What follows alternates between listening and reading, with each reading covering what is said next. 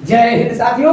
आज का जो टॉपिक है बहुत ही इंपॉर्टेंट है। जैसा कि आप लोगों ने अभी थंबनेल में देखा होगा, लघुत्तम समापवर्त और महत्तम समापवर्तक निकालने के लिए बताया हूं। बहुत से लोग यही नहीं जानते हैं समापवर्त क्या है और समापवर्तक क्या है। मैंने अक्सर देखा है लोग कहते हैं लघुत्तम समापवर्तक और महत्तम समापवर्तक, एकदम गलत है। इसका शुद्ध नाम है लघुत्तम समापवर्ती और महत्तम समापवर्तक।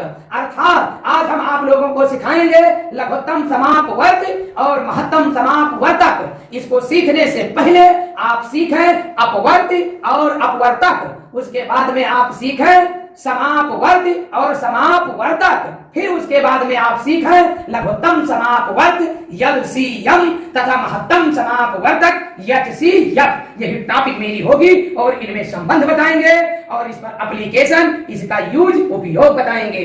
तब तक के लिए पूरे वीडियो को देखते रहिए। सर्वप्रथम मैं बताने जा रहा हूं अपवर्त और अपवर्तक। अपवर्त क्या है आप देखें, जैसे 6 है 4 है, दोनों का अपवर्त आप देखें 6, 12, 18, 24, 30, 36, 42, 48, ये सब 6 के अपवर्त हैं, 6 के गुणज हैं। आप लोग देखें, गुणनखंड नहीं, गुणज हैं। 6, 12, 18, 24, 30, 36, 42, 48। अब 4 के अपवर्त आप देख रहे हैं, एग्जाम्पल से ही समझ पाएंगे, थ्योरी से आप नहीं समझ पाएंगे। कोई भी प्रतियोगिता में आएगा आप लिख ले जाएंगे, बस केवल एग्जाम्पल देखें। 4, 8, 12, 16, 20, 24, 28, 32, 36, 40, 44, 48। ये देख रहे हैं 4 के अपवर्त और यह देख रहे हैं 6 के अपवर्त। अब आप लोग समझ गए कि अपवर्त क्या होता है। अपवर्त के बाद में अब सिखाने जा रहा हूं समापवर्त। समापवर्त के बाद में सिखाऊंगा लघुत्तम समापवर्त। समापवर्त के बाद में सिखाऊंगा लघुत्तम समापवर्त। अब देखिए समापवर्त, ये लिखा है अपवर्त और अब बताने जा रहा हूं समापवर्त।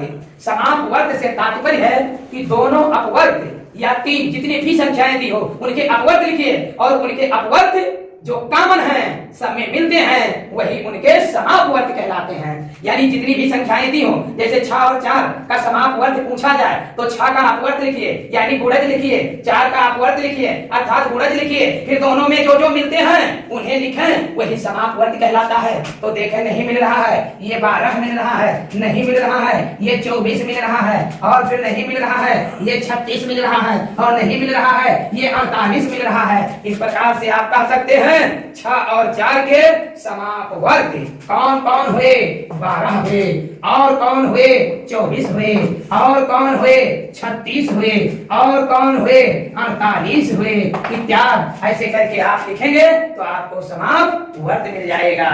अब इसी समापवर्त में एक आता है लघुत्तम समापवर्त। क्या आता है? लघुत्तम समापवर्त। लघुत्तम समापवर्त इसे कहते हैं LCM, जिसका पूर्ण नाम होता है लोवेस्ट।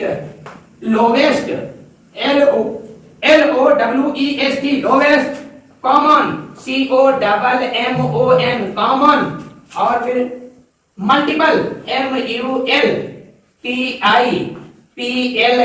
मल्टीपल। लोवेस्ट या लीस्ट, बहुत से लोग इसे LEST least, least common multiple, चाहे लोवेस्ट कॉमन मल्टीपल, चाहे LCM, चाहे लघुत्तम समापवर्त कहिए। तो 6 और 4 का लघुत्तम समापवर्त पूछा जाए तो सबसे पहले 6 का अपवर्त लिखिए, 4 का अपवर्त लिखिए, फिर दोनों में जो मिलते हो वह समापवर्त कहलाएंगे और जो सबसे छोटा समापवर्त होगा वही लघुत्तम समापवर्त कहलाएगा। आप लोगों की समझ में आ गया होगा। तो इनमें सबसे छोटा कौन सा है?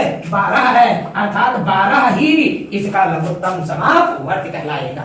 अब मेरे बताने पर जो नहीं समझ पाएगा, शायद दुनिया के किसी भी टीचर के बताने पर कोई गणित नहीं सीख पाएगा, क्योंकि एक एक चीजों को मैं कई तरह से बताता हूँ। अभी एक जो मेथड चल रहा है, इस मेथड से सिखाएंगे, फिर शॉर्ट में वीडियो देखते रहिए, अगला मेथड भी बताएंगे।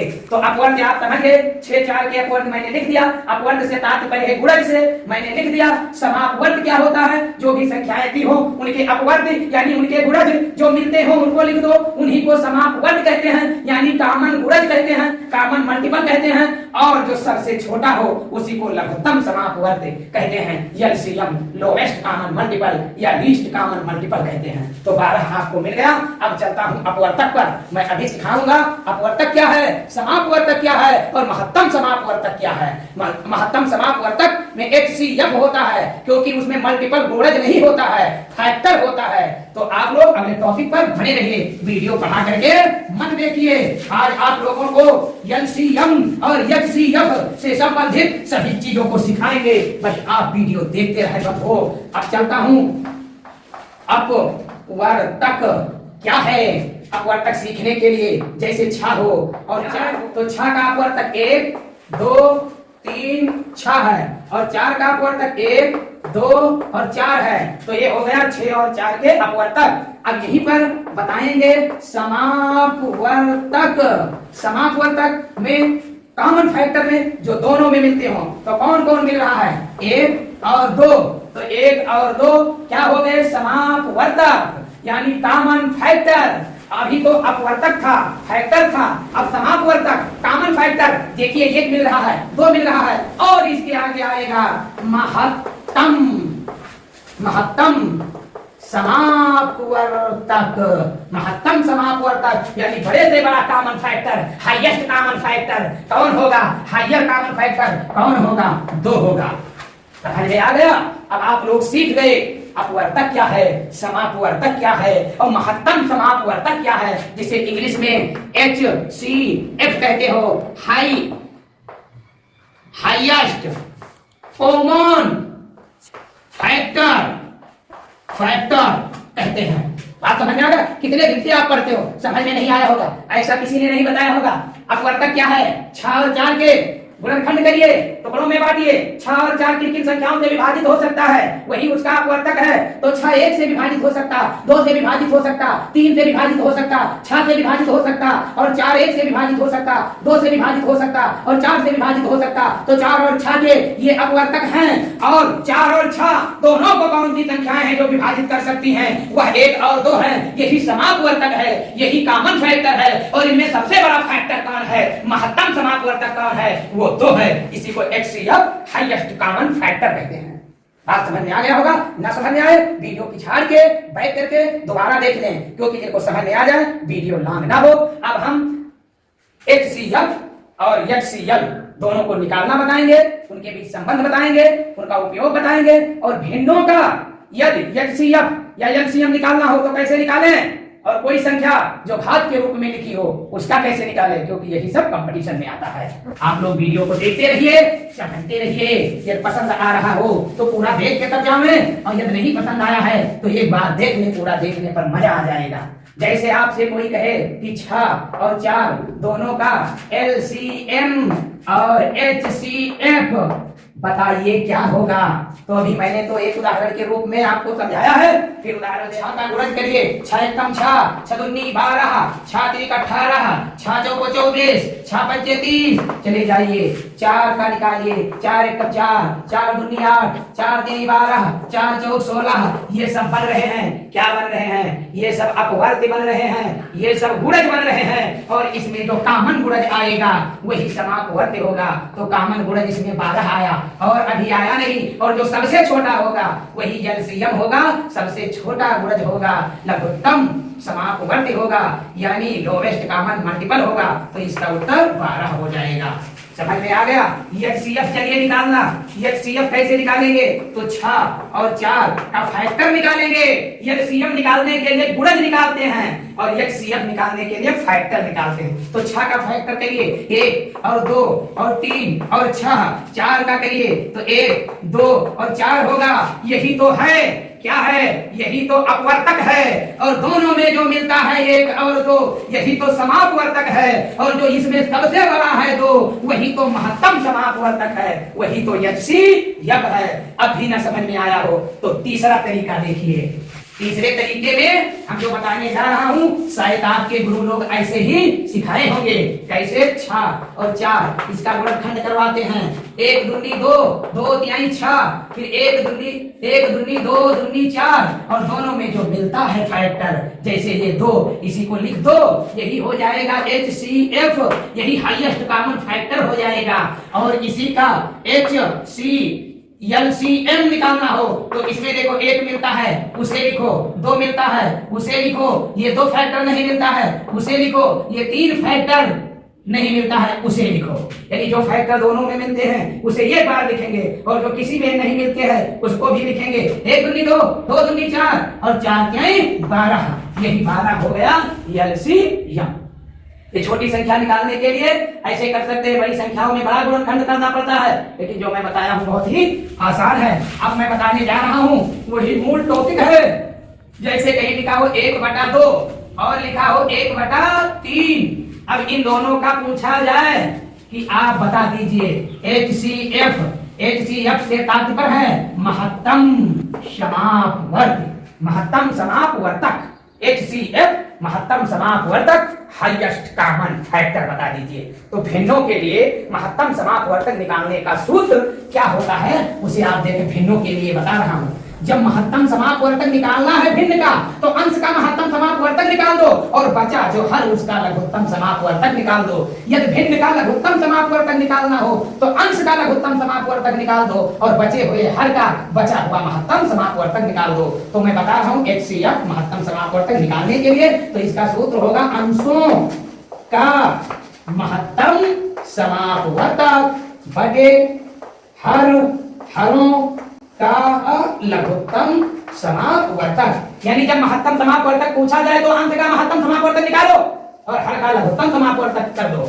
और यदि यही में पूछ लिया जाए LCM निकालने के लिए यानी लघुत्तम समापवर्तक निकालने के लिए यानी लासा निकालने के लिए तो इसमें क्या करेंगे, इसमें हम लिख देंगे अंशों का लासा लघुत्तम समापवर्तक बटे हरों का मासा, हरों का मासा। अब आपके मन में और भी ढंग से बात आ गया होगा कि भिन्नों का HCF यानी भिन्नों का मासा निकालने के लिए भिन्नों का अंशों का मासा निकालेंगे, हरों का लासा, और भिन्नों का लासा निकालने के लिए अंशों का लासा और हरों का मासा। यानी मासा निकालना है तो अंश का मासा निकाल दो, हर का लासा, और यदि लासा निकालना है तो अंश का लासा निकाल दो, हर का मासा। अब इसका मैं निकाल के बताता हूं, आप देखिए। पहले मासा निकाल कर बताता हूं अंशों का मासा। तो 1 और 1 दिया है, इसका मासा हो जाएगा 1 और नीचे लिखा है हरों का लासा तो 2 और 3 का लासा हो जाएगा 6, 1/6 इसका मासा आ गया। अब चलता हूं LCM लासा निकालने के लिए तो उधर जगह कम है इसलिए इधर लिख देता हूं अंशों का लासा। तो 1 का लासा हो जाएगा 1 और हरों का मासा 2 और 3 का मासा भी हो जाएगा 1। तो यही हो जाएगा LCM 1/2 और 1/3 का। यह समझ में ना आया हो तो थोड़ा एक एग्जांपल और दिए देता हूं, बस आपके समझ में आ जाएगा। जैसे यहाँ पर 1/2 और 1/3 दिया है तो यहाँ पर मैं लिखे देता हूं 6/8 और लिखे देता हूं 4/9। अब इसका देखिए, पूछ लिया जाए HCF यानी मासा बताओ तो अंशों का मासा तो 6 और 4 का मासा अभी मैंने निकाल के बताया था, कितना आएगा 2 और 8 और 9 का लासा यानी हरों का लासा। तो 8 और 9 का लासा कितना आएगा 8 9 72। और ये कैसे आएगा मैंने इसी वीडियो में निकालने के लिए बता दिया हूं, या पहले से आप जानते होंगे या नहीं जानते हैं तो आप डिस्क्रिप्शन पढ़ लेना, वो वहां पर सीख जाएंगे। उसमें भी ना सीख पाए तो आप क्या करें, आप लोगों का कमेंट पढ़ता हूं, मौका पापा करके कमेंट में डाल दीजिए, अपना नंबर डाल देना, मैं पर्सनल आपके व्हाट्सएप पर फोन लगाकर सवाल समझा देंगे। फिर LCM लासा निकालना है तो अंशों का लासा यानी 6 और 4 का लासा आपको पता है भी निकाल के बताया था, कितना आएगा 12। 8 और 9 हरों का मासा तो 8 और 9 का मासा कितना आएगा 1। यानी 12/1 ये हो गया एलसीएम यानी लघुत्तम समापवर्तक लासा किसका, अंशों का लासा बटे हरों का मासा। बात समझ में आ गया होगा। अभी आप लोगों को मुझे बताना है लासा और मासा में संबंध और इसका एप्लीकेशन। वीडियो देखते रहिए, घबराइए नहीं। वीडियो भले ही लेंथी हो रहा है लेकिन एक ही वीडियो में सब सीख जाएंगे। इनके बीच का संबंध जैसे एक संख्या है 6 और दूसरा संख्या है मान लिया 8। अब इसमें कहता है एक संख्या 6 है, एक संख्या 8 है। आप इनके लघुत्तम समापवर्तक और महत्तम समापवर्तक बताइए, यानी लासा और कह रहा है कि मासा यानी महत्तम समापवर्तक बताइए। तो बंधुओं हम क्या करेंगे, लघुत्तम समापवर्तक लासा निकालने के लिए निकालेंगे 6 और 8 दोनों का निकालेंगे अपवर्त। तो 6 का अपवर्त 6 एकम 6, 6 दूनी 12, 6 त्रिक 18, 6 चौको 24 और 8 का अपवर्त 8 एकम 8, 8 दूनी 16, 8 त्रिक 24। 24 पे जैसे पहुंचे अभी और आगे जाएंगे, आपको और भी कॉमन गुणज मिलेंगे, कॉमन मल्टीपल मिलेंगे, आपको और भी समापवर्त मिलेंगे। लेकिन लघुत्तम समापवर्त पूछा है इसलिए इसका लघुत्तम समापवर्त हो गया 24। अब महत्तम समापवर्तक पूछा है तो वहां पर 6 और 8 का मैं फैक्टर निकालूंगा। तो 1 दूना 2 तिहाई 6 और मैं 1 दूना 2 दूनी 4 दूनी 8। अब इन दोनों में कौन मिल रहा है फैक्टर, 2 मिल रहा है। सबसे बड़ा फैक्टर 3 है लेकिन मिल नहीं रहा है क्योंकि मासा लिखा है महत्तम समापवर्तक और समापवर्तक मतलब होता है जो दोनों में मिले।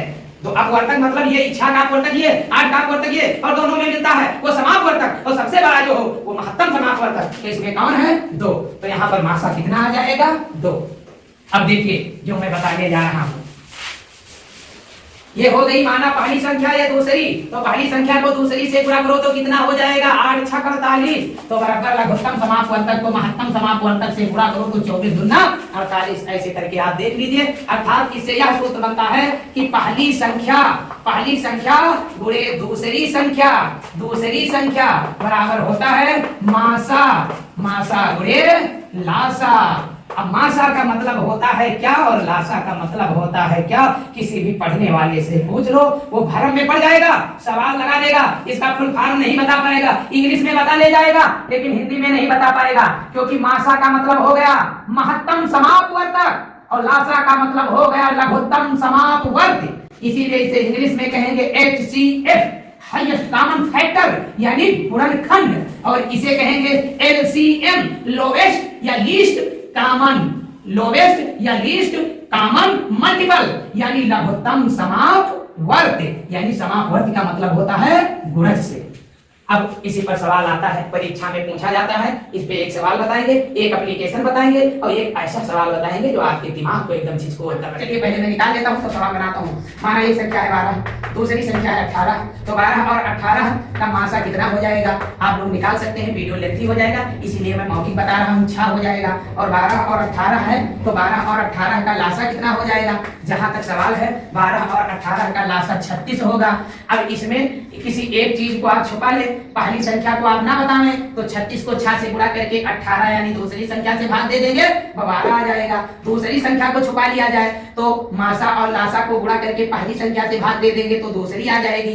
यदि मासा को छुपा लिया जाए तो पहली संख्या को दूसरी से गुणा करके लासा से भाग दे देंगे तो 6 आ जाएगा। यदि लासा को छुपा लिया जाए तो पहली संख्या और दूसरी को गुणा करके 6 से भाग दे देंगे तो 36 आ जाएगा। यानी पहली संख्या को गुणा करेंगे दूसरी संख्या से और बराबर लगाएंगे मासा को गुणा करेंगे लासा से। इसमें से यदि कोई संख्या नहीं दिया हो तो उसके जोड़ीदार से डिवाइड कर देंगे, उत्तर आ जाएगा। फिर एक बार समझाएं, पहली संख्या दूसरी दिया है, मासा निकालना है तो पहली को दूसरी से गुणा करके लासा से भाग दे दीजिए। यदि आपको लासा निकालना है तो पहली संख्या को दूसरी से गुणा करके मासा से भाग दे दीजिए। यदि पहली संख्या निकालना है तो मासा को लासा से गुणा करके दूसरी से भाग दे दीजिए। यदि दूसरी संख्या निकालना है तो मासा को लासा से गुणा करके पहली संख्या से भाग दे दीजिए। अब इस पर एप्लीकेशन देख लीजिए और एक अजीबोगरीब सवाल देख लीजिए। बस टाइम को क्लोज करता हूँ। जो शेष बचा हुआ वीडियो है यही महत्वपूर्ण है, उसे आप देखते रहें। एक लड़के ने मुझसे पूछा कि सर ये लासा और मासा अध्यापक लोग बहुत पढ़ाते हैं, ये दैनिक जीवन में कभी क्या कोई काम में आया है। तो हमने उससे बताया हाँ बेटा काम में आता है। कैसे, उदाहरण के तौर पर यहाँ पर माना एक रास्ता है, एक पिलियर ये है, एक पिलियर बी है, एक पिलियर सी है। ये वाला पिलियर एक राउंड लगाने में 30 मिनट का टाइम लेता है और ये वाला पिलियर एक राउंड लगाने में 45 मिनट का टाइम लेता है और ये वाला पिलियर एक राउंड लगाने में माना 15 मिनट का टाइम लेता है। अब सब ये फास्ट चलता है, ये थोड़ा धीमा चलता है, और ये बहुत धीमा चलता है, और ये मिडिल में चलता है। अब एक साथ सब 10 बजे, कितने बजे? 10 बजे चलना प्रारंभ किए, दौड़ना। तो जब 10 बजे दौड़ना प्रारंभ किए तो 10:30 बजे ये लौट कर यहाँ पर आ जाएगा। सब लोगों को पता हो गया होगा। ये लौट करके 10:45 पर आएगा, ये लौट करके 10:15 बजे आएगा। नियत समय पर नहीं आएंगे, लेकिन मुझे वह समय बता दीजिए जो ये चलते रहे एक ऐसा सिचुएशन आ जाएगा कि तीनों एक साथ यहाँ पर पहुंच जाएंगे।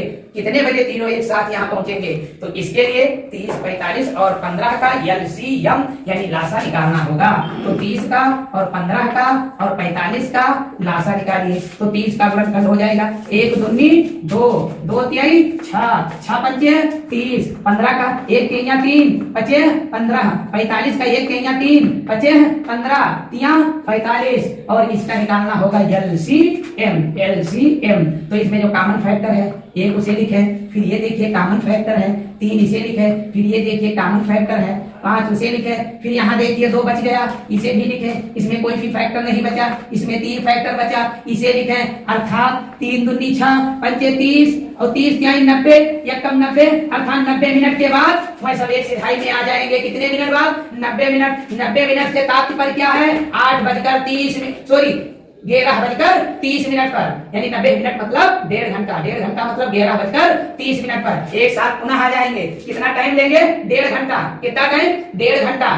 तो 1.5 घंटे में कितना राउंड मारेगा? 3 राउंड, 30 तिहाई 90, और ये कितना राउंड मारेगा? 2 राउंड, 45 दूना 90, ये कितना राउंड मारेगा? 6 राउंड, कितना? 15 छक्का 90। 90 मिनट बाद सब एक साथ हो जाएंगे। एक उपयोग और देख लीजिए, पर लास्ट सवाल बताकर बंद कर देंगे। उदाहरण के तौर पर यहाँ पर एक विद्यालय बना है, यहाँ पर एक विद्यालय बना है, यहाँ पर एक 3 विद्यालय बने हुए हैं।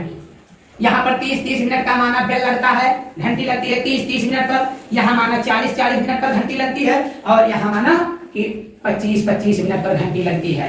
और सुबह 8 बजे, कितने बजे? 8 बजे दोनों विद्यालय प्रारंभ हो गए। तो अब कितने बजे छुट्टी होगी? और छुट्टी जब होगी जब तीनों विद्यालय में एक साथ घंटियां बजेगी। ऐसा आता है इसका एप्लीकेशन उपयोग सवाल। आप तो देखिए इसमें 8:30 बजे पहला घंटा खत्म होगा, फिर 9 बजे पहला घंटा दूसरा घंटा खत्म होगा, फिर 9:30 बजे तीसरा घंटा खत्म होगा, 10 बजे चौथा घंटा खत्म होगा। इसमें जब चलेंगे तो 8 बजे पहला घंटा लगेगा, 8:40 पर पहला घंटा खत्म होगा, 9:20 पर दूसरा घंटा खत्म होगा, 10 बजे तीसरा घंटा खत्म होगा। ऐसे ऐसे करके इसमें लगेगा। तो 30, 40 और 25 का हम निकाल ही देता हूँ LCM, लघुत्तम समाप वर्ग। तो लिखिए 30, यहाँ लिखिए 40, यहाँ लिखिए 25। तो 30, 40, 25 का 30 का गुणनफल 1 तिहाई 3, दूनी 6 पंचे 30, और 40 का देखिए 2 दूनी 4 दूनी 8 पंचे 40, 25 का देखिए 1 पंचे 5 और बचे हम 25। तो इसमें देखिए ये वाला 5 सब में मिलता है, 5 लिखा है। फिर इसके बाद में 5 नहीं मिल रहा है, ये वाला 5 लिखा है, 1 से कोई तात्पर्य नहीं। इसमें ये 2 मिल रहा है, इसे लिखा है। फिर इसके बाद में 2 और 3 नहीं मिल रहे हैं, उसे लिखे 2 और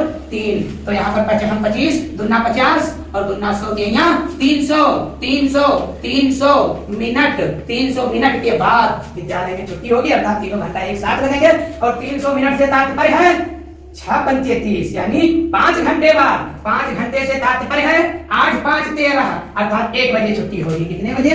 1 बजे छुट्टी होगी, 1 बजे। अब चलता हूँ लास्ट और सबसे इंपॉर्टेंट सवाल पर। बहुत ही इंपॉर्टेंट है लास्ट सवाल, उसे आप देखते रहिए।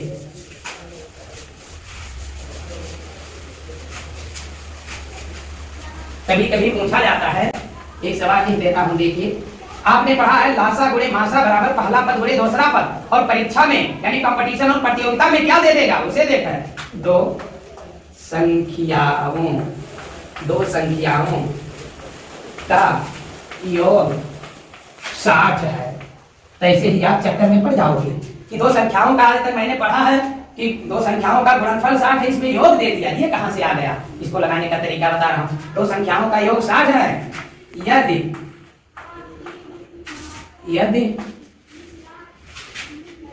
यदि उनके मासा एवं लासा क्रमशः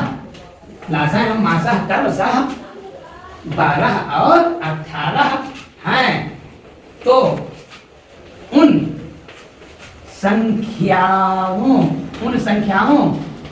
के व्युत्क्रम का योग बताएं। ज्यादातर इस टाइप के सवाल प्रतियोगिता में आते हैं। तो देखिए इसलिए आपको कुछ करना नहीं है। देखिए क्या करना है, 4 कप लिया उसे ले लो। माना पहली संख्या ये है, दूसरी संख्या b है, तो उनका व्युत्क्रम क्या होगा 1/a प्लस 1/b। बात समझ में आ रहे हैं? क्योंकि पहली संख्या ये है, दूसरी संख्या b है, तो ये का व्युत्क्रम होगा 1/a और b का व्युत्क्रम होगा 1/b और उनका योग पूछा गया है, तो दोनों को आप जोड़ दीजिए। अब इसे हल करेंगे तो भिन्न आप लोग हल करना पढ़े होंगे। ये b से नीचे ऊपर इसमें गुणा, इस हल से इसमें गुणा, इस हल से इसमें गुणा, तो b एकम b और b को ये से गुणा किया तो ये b, यानी b बटा ये b, और यहाँ करोगे तो ये बटा ये b। तो जब हल बराबर हो जाएगा, नीचे रहेगा ए b और ऊपर रहेगा b प्लस ये। अब चाहे b प्लस ये कहो, चाहे ये प्लस b कहो। अब देखिए दो संख्याओं का योग कितना दिया है 60, और दो संख्याओं का गुणनफल कितना दिया है मालूम नहीं। तो दो संख्याओं का गुणनफल क्या होता है, मासा गुणे लासा के, अर्थात पहली संख्या गुणे दूसरी संख्या बराबर मासा गुणे लासा। तो पहली और दूसरी संख्या नहीं मिल पाई तो उसने मासा को लासा से गुणा करते 12 गुणे 18, 12 एकम 12, 12 पंचे 60, कितना हो गया 5/18। ये बना के सवाल होता है, किस प्रकार के सवाल आते हैं। यदि आप लोगों को मैंने पढ़ाया लासा और मासा से संबंधित कोई चीज ना मिला हो या कोई टॉपिक छूट गई हो तो आप लोग कमेंट करके बताएं, डिस्क्रिप्शन जरूर देखें। किंतु ध्यान रहे जो आज मैंने बताया अपवर्त क्या है और अपवर्तक क्या है, समापवर्त क्या है, समापवर्तक क्या है, महत्तम समापवर्तक किसे कहते हैं और लघुत्तम समापवर्त क्या कहते हैं। सबसे खुशी तो तब आई होगी आपको जब टीचर क्लास में कहता है लघुत्तम समापवर्तक निकालो या महत्तम समापवर्तक निकालो। लेकिन आज आपको पता हो गया होगा कि लघुत्तम समापवर्तक नहीं कहा जाता है, लघुत्तम समापवर्त, और उसे महत्तम समापवर्त ना कहकर उसे कहते हैं महत्तम समापवर्तक। वीडियो कैसा लगा कमेंट में जरूर बताएं। तब तक के लिए जय हिंद, जय भारत। फिर मिलेंगे। ओके बाय, वंदे मातरम, खुदा हाफिज।